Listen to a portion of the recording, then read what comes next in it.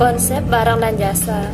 Barang adalah benda apapun, baik berwujud maupun tidak berwujud, baik barang bergerak maupun tidak bergerak, yang dapat dikonsumsi hingga habis maupun tidak habis, baik didapati diperdagangkan dan digunakan, dipakai atau juga dimanfaatkan oleh pelaku usaha maupun konsumen. Jasa. Jasa merupakan aktivitas, manfaat atau kepuasan yang ditawarkan kepada konsumen, atau jasa juga yaitu tindakan atau kegiatan yang ditawarkan oleh suatu pihak kepada pihak lain yang bersifat tidak berwujud secara fisik dan tidak menghasilkan kepemilikan bagi yang membelinya. Desain produk dan jasa. Desain produk adalah proses menciptakan produk baru yang akan dijual oleh perusahaan untuk pelanggannya. Sebuah konsep yang sangat luas, pada dasarnya generasi dan pengembangan ide-ide yang efektif dan efisien melalui proses yang mengarah kepada produk-produk baru. Dalam pendekatan sistematis, desainer produk konsep dan pengevaluasian ide-ide dan mengubahnya menjadi penemuan yang nyata dari produk. Desain jasa merupakan tantangan karena umumnya mempunyai karakteristik yang unik. Salah satu alasan kenapa produktivitas dalam jasa begitu rendah adalah karena baik desain dan pengantaran produk jasa memasukkan adanya interaksi pelanggan. Pelanggan dapat berpartisipasi dalam desain jasa. Sebagian besar biaya dan kualitas sebuah jasa ditetapkan pada tahap desain dan sejumlah teknik dapat mengurangi biaya dan meningkatkan produk. Tujuan dari desain produk dan jasa. Ada tujuan utama, yaitu kepuasan konsumen. Kepuasan konsumen merupakan tingkat perasaan konsumen setelah membandingkan antara apa yang dia terima dan harapannya. Seseorang pelanggan jika merasa puas dengan nilai yang diberikan oleh produk dan jasa, sangat besar kemungkinannya menjadi pelanggan dalam waktu yang lama. Adapun faktor utama dalam menentukan tingkat kepuasan konsumen, yaitu yang pertama ada kualitas produk. Konsumen akan merasa puas bila hasil evaluasi mereka menunjukkan bahwa produk yang mereka gunakan adalah berkualitas. Lalu yang kedua ada kualitas pelayanan, terutama untuk industri jasa. Konsumen akan merasa puas bila mereka mendapatkan pelayanan yang baik atau yang sesuai dengan yang diharapkan. Lalu yang ketiga ada emosional. Konsumen akan merasa bangga dan mendapatkan keyakinan bahwa orang lain akan kagum terhadap dia bila menggunakan produk dengan merek tertentu yang cenderung mempunyai tingkat kepuasan yang lebih tinggi. Lalu yang keempat ada harga. Produk yang mempunyai kualitas yang sama tetapi menentukan harga yang relatif murah akan memberikan nilai yang lebih tinggi kepada konsumennya. Yang kelima ada biaya. Konsumen yang tidak perlu mengeluarkan biaya tambahan atau tidak perlu membuang waktu untuk mendapatkan suatu produk atau jasa cenderung puas terhadap produk jasa tersebut. Selain kepuasan konsumen, kita juga harus memahami apa yang diinginkan oleh konsumen. Jika suatu perusahaan atau pedagang tidak memiliki konsumen, maka akan sia-sia barang dagangannya. Oleh karena itu, agar dapat memahami konsumen, maka kita harus mengerti konsumen dan siapa konsumen itu. Konsumen adalah suatu individu dan rumah tangga yang membeli atau memperoleh barang dan jasa untuk dikonsumsi pribadi. Adapun faktor-faktor yang mempengaruhi perilaku konsumen. Para tenaga pemasaran mendefinisikan ada 4 faktor yang mempengaruhi perilaku konsumen, yaitu yang pertama ada pengaruh psikologis, yaitu berupa motivasi dan persepsi. Lalu yang kedua ada pengaruh pribadi, yaitu berupa situasi ekonomi dan gaya hidup. Lalu yang ketiga ada pengaruh sosial, yaitu berupa grup dan juga keluarga. Lalu yang keempat ada pengaruh budaya, yaitu subkultur dan juga kelas sosial. Siklus kehidupan produk. Yang pertama ada fase pengenalan. Karena produk masih menjadi fine tune bagi pasar sehingga memerlukan biaya-biaya yang tidak biasa untuk riset pengembangan produk, proses modifikasi, dan perbaikan serta pengembangan pemasok. Yang kedua ada fase pertumbuhan. Biasa produk telah mulai stabil dan perkiraan kebutuhan kapasitas yang efektif sangat dibutuhkan. Penambahan kapasitas atau pemaksimalan kapasitas yang ada untuk mengakomodasi pertumbuhan permintaan produk dan yang dibutuhkan. Yang ketiga ada fase kematangan. Ketika sebuah produk matang, kompetitor muncul. Produksi dengan volume tinggi dan inovatif akan dibutuhkan. Memperbaiki pengendalian biaya, penurunan pilihan, dan mengurangi lini produk akan menjadi langkah efektif atau penting untuk profitabilitas dan pangsa pasar. Yang keempat ada fase penurunan. Produk yang sekarat biasanya adalah produk-produk yang lemah yang menentukan investasi, sumber daya, dan keahlian manajerial. Kecuali produk-produk sekarat memberikan kontribusi unit bagi reputasi perusahaan atau lini produknya, atau dapat dijual dengan kontribusi yang sangat tinggi, produksinya harus dihentikan. Dan selanjutnya adalah penciptaan produk baru. Dalam penciptaan sebuah produk baru, ada sifat produk yang dipengaruhi oleh produsen, yaitu produk inovatif, produk pengganti, atau produk imitatif. Produk inovatif adalah produk yang belum pernah ada sebelumnya dan menjadi produk yang unik bagi masyarakat. Produk pengganti adalah produk yang diciptakan untuk menggantikan produk yang serupa yang sudah ada di pasaran. Produk imitatif adalah produk yang baru bagi perusahaan namun sudah tidak baru lagi di masyarakat. Namun pada dasarnya penelitian terhadap produk baru dapat diketahui dari penilaian konsumen terhadap produk tersebut. Strategis desain barang dan jasa dalam proses produksi. Dilihat dari sudut strategis, desain mendefinisikan pelanggan sasaran perusahaan dan juga perusahaan pesaingnya. Untuk dapat menghasilkan desain yang baik, desain harus memaksimalkan pemanfaatan kompetensi inti perusahaan. Kompetensi ini pada dasarnya merupakan kapasitas atau kemampuan personil perusahaan untuk melakukan suatu berdasarkan keahlian, pengetahuan, dan pengalaman yang dimilikinya. Dikaitkan dengan pemanfaatan sarana pengolahan untuk memproses aktivitas pengolahan produk yang sekarang serta produk baru hasil pengembangan produk. Desain proses menjadi sangat penting, artinya dapat dikategorikan menjadi 4 jenis fokus, yaitu pertama, fokus pada proses. Yang kedua, fokus pada produksi berulang. Yang ketiga, fokus pada produk. Yang keempat, fokus pada kustomisasi. Selanjutnya, proses desain barang dan jasa pembentukan ide peluncuran produk. Yang pertama, tahap pemunculan ide. Proses pengembangan produk baru berawal dari pencairan ide. Ide produk baru dapat berasal dari sejumlah sumber, misalnya Departemen Riset dan Pengembangan Konsumen. Yang kedua, tahap penyaringan ide. Pada tahap ini terdiri atas sejumlah aktivitas yang dirancang untuk mengevaluasi suatu konsep produk baru.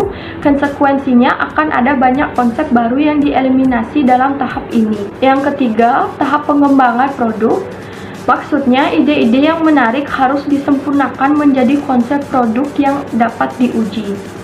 Yang keempat, tahap pengujian pasar atau produk. Tujuannya memberikan penilaian yang lebih rinci mengenai peluang sukses produk baru. Yang kedua, mengidentifikasi penyelesaian akhir yang dibutuhkan untuk produk. Dan yang ketiga, menetapkan elemen dalam produk pemasaran dalam program pemasaran yang akan digunakan untuk memperkenalkan produk di pasar. Kelima, tahap analisis bisnis. Pada tujuan analisis bisnis untuk mendapatkan gambaran sekomprehensif mungkin tentang dampak finansial yang dapat diperoleh dari memperkenalkan suatu produk baru. Yang keenam, tahap komersialisasi. Pada tahap ini menyangkut perencanaan dan pelaksanaan strategi peluncuran produk baru ke pasar. Selanjutnya, peluncuran desain produk. Yang pertama, memiliki faktor-faktor sebagai berikut. Pertama, desain yang baik. Maksudnya, desain yang dapat diproduksi sesuai permintaan, bahkan dalam kondisi yang tidak menguntungkan dalam proses produksi. Yang kedua, desain modular. Desain modular adalah sebuah desain di mana bagian-bagian atau komponen sebuah produk dibagi menjadi modul dapat dipertukarkan atau diganti dengan mudah. Yang ketiga, desain berbantu komputer atau CAD dan manufacturing berbantu komputer atau CAM. Desain berbantu komputer atau CAD adalah penggunaan komputer yang interaktif untuk mengembangkan dan menginstrumentasikan sebuah produk. Teknologi realitas virtual adalah bentuk visual dari komunikasi di mana gambar menggantikan bentuk sebenarnya. Yang keempat, analisis nilai. Maksudnya suatu tinjauan atas produk sukses yang memberi adil selama proses produksi. 5. Keberlanjutan dan penilaian siklus hidup atau LCA. Dua cara untuk melakukannya. LCA adalah evaluasi formal atas dampak lingkungan sebuah produk. Strategi meningkatkan proses desain barang dan jasa. Pertama, desain yang tangguh, berarti produk didesain sedemikian rupa sehingga sedikit variasi pada produksi atau perakitan tidak berdampak banyak pada produk. Yang kedua, desain modular, bagian atau komponen sebuah produk dibagi menjadi komponen yang dengan mudah dapat ditukar atau diganti. Yang ketiga, computer aided design atau CAD. Perancangan dengan bantuan komputer adalah penggunaan memputar untuk merancang produk secara interaktif dan menyiapkan dokumen teknis. 4. Computer aided Manufacturing atau CAM, produksi dengan bantuan komputer merujuk pada penggunaan program komputer khusus untuk memandu dan mengendalikan peralatan produksi.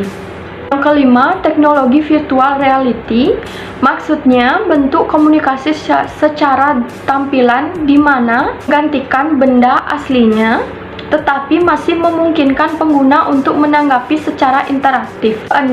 Analisis nilai, berusaha memperbaiki cara untuk menghasilkan produk yang lebih baik atau ekonomis.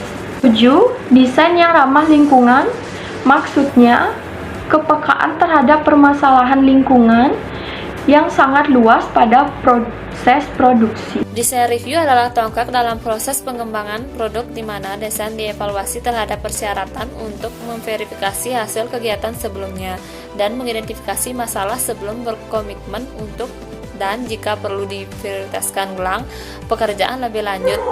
Desain review akhir jika berhasil akan memicu peluncuran produk atau rilis produk.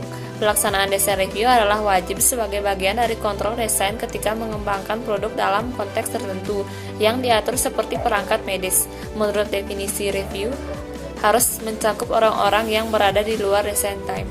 Design for Environments adalah pendekatan sistematis untuk mengevaluasi konsekuensi dampak lingkungan dari produk dan proses-prosesnya dan dampaknya pada kesehatan manusia dan juga lingkungan. Didasarkan pada pengertian apa yang pelanggan butuhkan, menganalisa pemilihan dan mengambil sumber daya tersedia untuk dengan cepat mencapai hasil produk baru yang diinginkan. Faktor utama dalam strategi desain.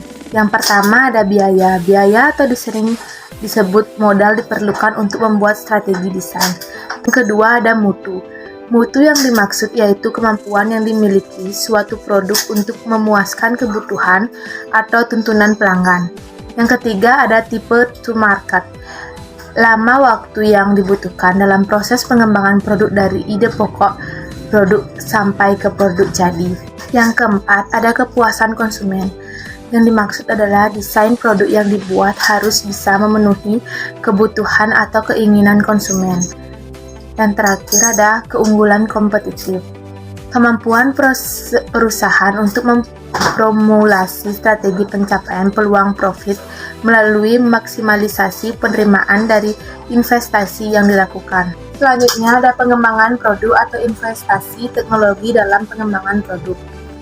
Yang pertama, pengembangan produk diantaranya sistem pengembangan produk adalah sebuah strategi produk yang efektif menghubungkan keputusan produk dengan arus kas, dinamika pasar, siklus hidup produk, dan kemampuan organisasi.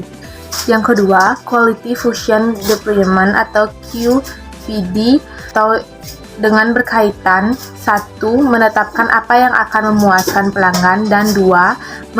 Menerjemahkan keinginan pelanggan pada desain yang ditargetkan. Yang ketiga, membuat organisasi untuk pengembangan produk adalah tim pengembangan produk bertanggung jawab untuk mengubah permintaan pasar menjadi sebuah produk yang dapat mencapai keberhasilan produk. Tim ini terdiri dari perwakilan dari pemasaran, produksi, pembelian, dan penjaminan kualitas, dan karyawan pelayanan lapangan. Yang keempat, ada kemampuan untuk diproduksi dan rekayasa nilai, yaitu kemampuan untuk diproduksi dan rekayasa nilai memperhatikan perbaikan desain dan spesifikasi pada tahapan pengembangan produk, mulai dari penelitian, pengembangan desain, dan produksi. Investasi teknologi dalam pengembangan produk. Pertama ada Internet of Things atau IoT. IoT menjadi salah satu yang paling dominan. Pada dasarnya pendekatan teknologi ini berbasis pada mesin digital yang terhubung melalui jaringan untuk menghasilkan data secara periodik. Kedua, Artificial Intelligence atau AI. Salah satu tren masa depan yang akan berkembang pesat dan akan menjadi inovasi di industri teknologi digital adalah AI. Teknologi ini pada dasarnya ingin membuat mesin bisa berpikir cerdas seperti layaknya manusia. Yang ketiga ada virtual reality dan augmented reality. Teknologi virtual dan augmented reality saat ini banyak dipilih lantaran mampu memberikan sebuah representasi visual yang lebih interaktif dan atraktif. Yang keempat ada machine learning. Sederhananya, sebuah metode yang mendesain mesin untuk selalu mempelajari pola yang ditangkap. Di computer vision, ada tantangan atau isu strategis dalam barang dan jasa. A. Kebutuhan konsumen, yaitu pelanggan akan memiliki pengaruh yang besar atas cara produk dirancang dan berkembang. Yang B. Segmentasi pasar, yaitu pasar atau konsumen perlu dibedakan, salah satunya mengingat perbedaan dalam selera konsumen. Semakin kompleks konsumen dan strateginya, akan semakin banyak jenis produk yang diperlukan dalam melayani segmentasi konsumen. C. Ada teknologi. Dalam mendesain produk, teknologi berperan dalam menghasilkan produk yang diminati. Perkembangan teknologi mengharuskan produsen untuk menciptakan produk yang berkualitas. Yang B adalah kondisi lokal, yaitu dalam mendesain produk perlu dipertimbangkan budaya lokal, masyarakat atau konsumen sehingga produk bisa dimanfaatkan dengan baik. Dan seberapa banyak standarisasi. Standarisasi adalah usaha bersama membentuk standar. Standar adalah sebuah aturan biasanya digunakan untuk membimbingan, tetapi dapat pula bersifat wajib atau paling sedikit dalam praktik. Keunggulan standarisasi. Yang pertama, sedikit dari bagian-bagian yang berhubungan dengan persediaan dan manufaktur. Yang kedua, biaya rancangan secara umum lebih murah. Yang ketiga, mengurangi biaya dan waktu pelatihan. Yang keempat, lebih sering melakukan pembelian, penanganan barang, dan prosedur infeksi. Yang kelima, mutu menjadi lebih konsisten. Selanjutnya ada kekurangan dari standarisasi. Yang pertama, rancangan mungkin dapat tertinggal dalam waktu cukup lama untuk penyempurnaan yang tersisa. Yang kedua, biaya tinggi karena perubahan rancangan meningkatkan perlawanan terhadap perbaikan. Yang ketiga, penurunan keragaman membuat konsumen tidak tertarik lagi akan barang yang akan dijual.